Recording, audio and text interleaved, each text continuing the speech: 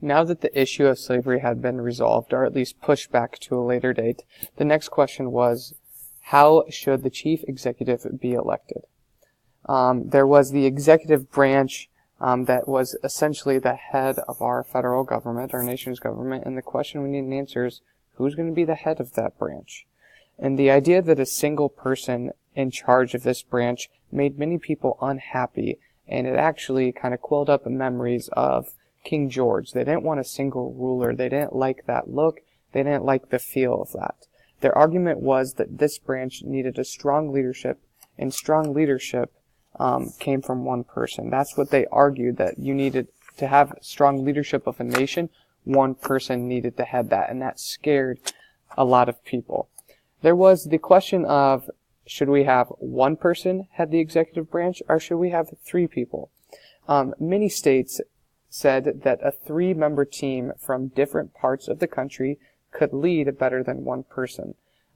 They pretty much wanted this because they thought that each part of the country would be represented and one person wouldn't have bias over any other state, so it would be kind of all fair.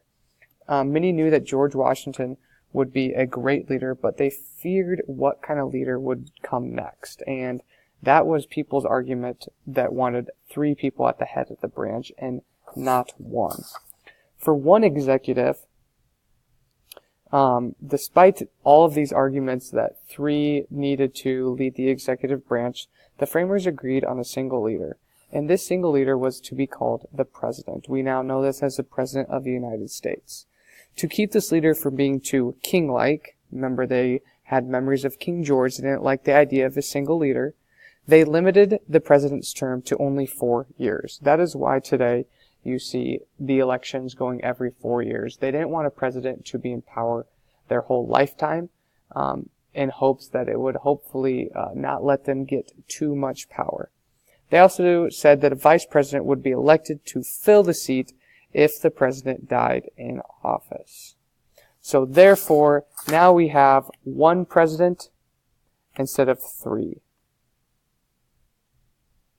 Many people were scared of having this single executive, but the idea that this term was going to be limited to 4 years and then possibly get reelected or switch out for another person helped quell some of those concerns that this leader was going to be too king-like. The idea of three kind of came from the idea that many states didn't want to be bogged down by one leader and the decisions of one person. They also wanted different areas of the country to be represented, one from the central, south, and the north as well.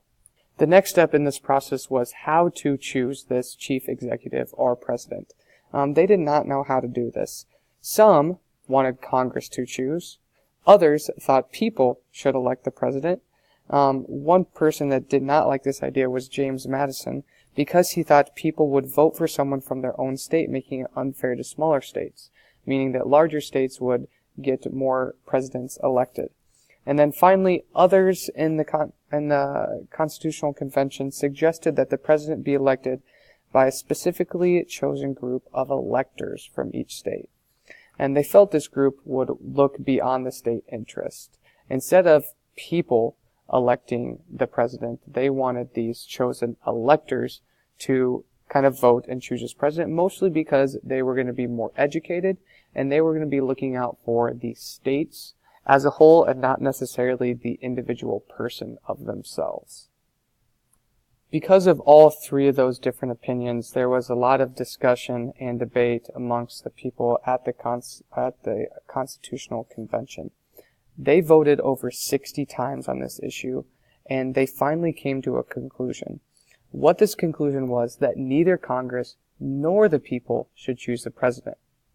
Interesting, because you think the people decide the president today, and that actually isn't the case. It is not decided by popular vote. Instead, they decided that a special body, known as the Electoral College, would choose and elect the next president of the United States. Therefore, you are going to see George Washington be elected by the Electoral College. Here's what I mean by the Electoral College. You guys have possibly seen election shows, especially from last year, the election of 2016, and you see these numbers on the states. Well, these numbers represent the electoral votes each state get. So the electoral votes is determined by the number of representatives you have in the House of Representatives, as well as the number of senators you have, and that you add that up, and that is the number of Electoral College votes that you receive. The winner of elections today needs 270 electoral votes to win. So this Electoral College system seems confusing. It's not actually a college. It is just people called electors who cast their votes to elect the president and the vice president every 4 years.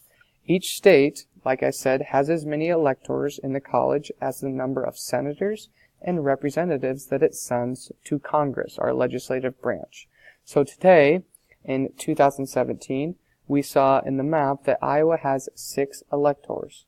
Votes casted by these electors are called electoral votes. And like I said, today you need 270 electoral votes to win the presidential election. The next step in this process is choosing the electors in each state. So before 1820, the time era that we are discussing, state legislatures, so state governments, chose these people in the majority of states. Today, the people actually choose their state's electors when they vote in the presidential election. So when you vote, you will choose your state's electors. The electors then cast a ballot for the president and vice president on a date chosen by Congress. Currently, this date is the first Monday after the second Wednesday in December. Very confusing. You don't need to know that, but that's the date that the electors actually vote and the president is officially chosen. So this was December 19th, 2016 in our last election. That's when the electors came together and actually formally submitted their votes for the president and the vice president. So you're probably wondering yourself, why in the heck do we even have the Electoral College? It seems really odd today, but really this was created by the founders because of the concern that voters did not know enough about the candidates outside their own state. Communication was not as good, education was not as good, and the delegates just didn't feel comfortable letting the people choose because they thought that the more popular states were always going to have the presidents. Like I said, communication was poor. Really, the only way to get around was word of mouth or newspaper. Today, we know that communication is at the touch of a button. It has greatly improved, but there still is this Electoral College. The other thing framers did not see was a rise in national political parties. Today, what political parties do is they nominate candidates, and their job is to educate voters about these candidates in every single state. So voters are educated a lot more than the framers thought they were going to be when they created the Electoral College. So the Electoral College actually still affects presidential elections in today's society, 2017. Today, the candidate who gets the most votes wins all of the state's electoral votes. So it's not people actually deciding, okay, well, a lot of these people in Iowa said they wanted Donald Trump. We are now going to vote for Hillary Clinton. That's not how it is. The electors go in December and they formally vote for how their state did popularity-wise. So say that Iowa voted 54% for Trump and 46% for Clinton, then the electors would formally submit their vote for President Trump. They don't go against what the state says. So there's a lot of confusion over that. It is true, though, that a candidate can win the majority of Electoral College votes without winning the majority of national votes across the country. This seems very confusing, but it actually did happen. One election that you guys were born just after was the 2000 presidential election, where George W. Bush won the presidency over Al Gore by getting the most Electoral College votes, but Al Gore actually received the most overall votes, so he got the majority of popular votes. Now, this is what the map looked like here. As you can see, the electors' numbers were a little different. You can see here the electoral vote was actually edged 271 to 266 for President Bush, but in the popular vote, Gore actually won with a 48.4 majority over Bush. Now, that can happen in very rare circumstances, but it has to do with the number of electors a state has and just the population of the states, but it can happen. Like I said, these electors, they don't just vote randomly for who they want. They're voting for what the state wants. So in 2000, the state of Iowa wanted Al Gore, and the electors went and they voted for Al Gore. It wasn't just a random selection. They vote how the state wants.